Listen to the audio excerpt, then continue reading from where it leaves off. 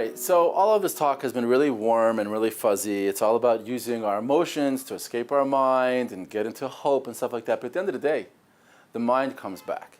And it says, how is it supposed to work? I'm going to do tshuva, but I can't.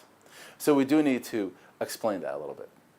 And let's first have a short little education on how it works when we fight our Yetzer Hara, because there's an obvious question if you think about it. Any thinking person, it's like a huge conundrum, actually. How did Hashem set things up? We have a Yetzer Hara, and we've got a Yetzer Tov. And we've got to make a choice. Do I listen to the Yetzer Hara or the Yetzer Tov? You know, one shoulder is like, oh, be good, be good. Ooh, be bad, be bad. So who's stronger?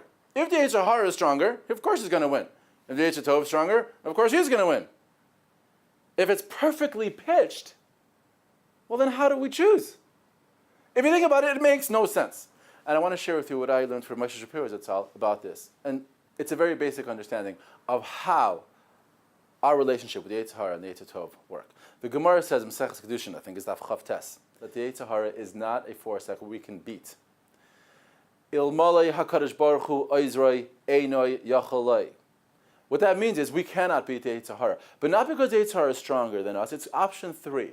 It's a perfectly pitched battle. If we don't work at all, if we don't fight, of course we're going to lose. We have to fight as hard as we can, but when we do, it's equal tie.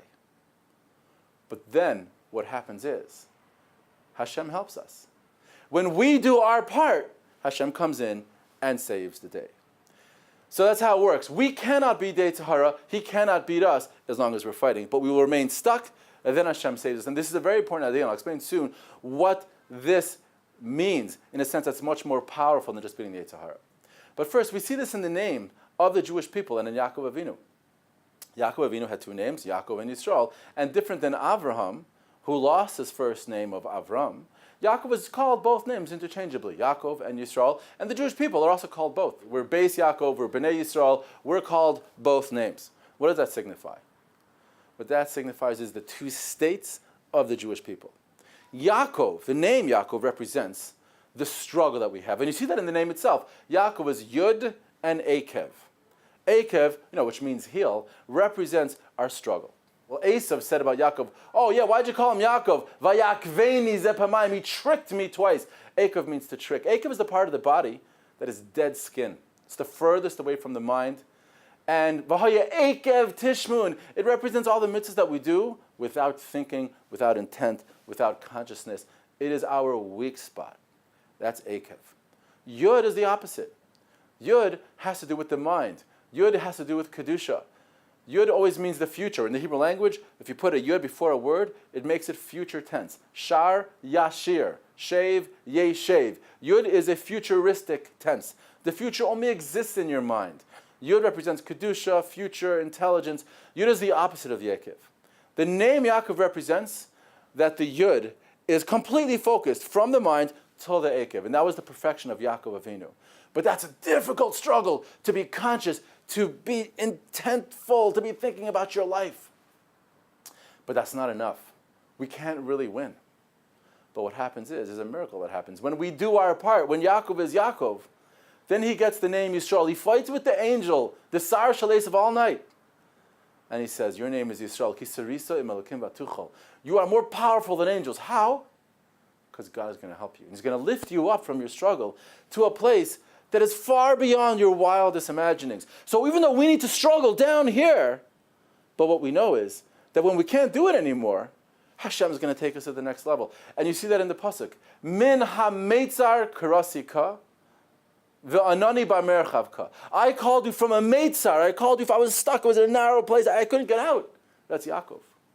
But Hashem, you answered me from a merchav. When Hashem answers us, He lifts us out of that meitzar. And then suddenly we feel the power of spirituality that from our neshama that was, we didn't have access to it while we were struggling. It brings us to a completely new dimension.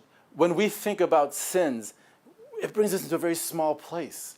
We get stuck in a meitzar just remembering how stuck we are. And it's depressing. But when you picture that when Hashem helps you, He brings you to a divine place, an infinite place, a place of pleasure, a place of satisfaction, a place of positivity. That is where tshuva really starts to happen. So we need to jump in. And I want to just give you a little illustration that I experienced. once I was working with some boys and we learned something and it was a little prize for them. I was like, okay, we're going to go paragliding. And we went to the top of this mountain and there was this guy, I think his name was Itamar, and he's going to like, okay guys, we're going to strap you to this like parachute. You go in the front, I go in the back, and we're just going to run off this cliff. And it was like 1,200 meters high. And I was like, look, before I did it, I kind of crawled over to the edge, looked over, and I was just getting dizzy, just like, what? Ah! And he said, just run off the cliff? I'm like, what do you mean, just run off the cliff? He goes, yeah, and it's really important you like run at it, because if you don't really run off the cliff, then we're not going to get airborne properly, and then we're going to go rolling down, and it'll be like really bad.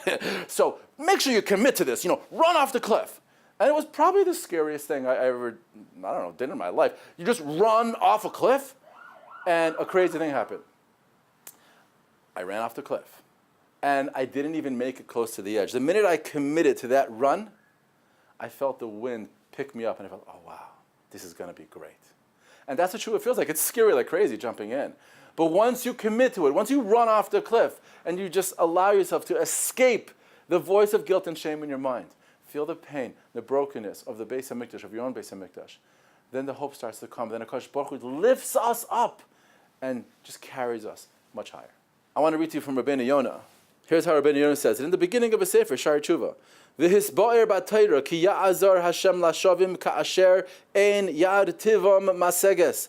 Hashem will help the returning person far beyond his own ability. V'chadesh b'kirbam ruach tahara lahasig ma'alas ahavasei. He's going to give us like a new, pure spirit so we could achieve love of Hashem. Shenemar v'shavta Hashem lekecha v'shamata b'kodei. And then it says, Umal Hashem lekecha es levavcha ves levav zarecha lahasig ahavasei. The message here is, of course the mind has no idea how to do tshuva, because we can't do tshuva.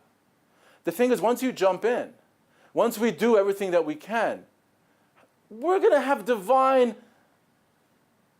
what do you call that? Yeah, we're going to have divine assistance. HaKadosh Baruch Hu himself is going to help us. He's going to pull us out of who we are. Ha'yitzia mi masker nafshi. So of course the Yetzer Hara has to stop you from trying. He's got to beat you up. He's got to make you give up before you try, because once you do, he knows it's all over. So join us in the Spiritual You seminar, Chabura. Send your email to thetorahcenter@gmail.com and join us as we train, escaping the mind as it will paralyze us through the experience of our own emotions, so that we can access the unlimited dimension of the neshama of HaKadosh Baruch Hu, of Siyata Dishmaya, to return to HaKadosh Baruch Hu before this Rosh Hashanah.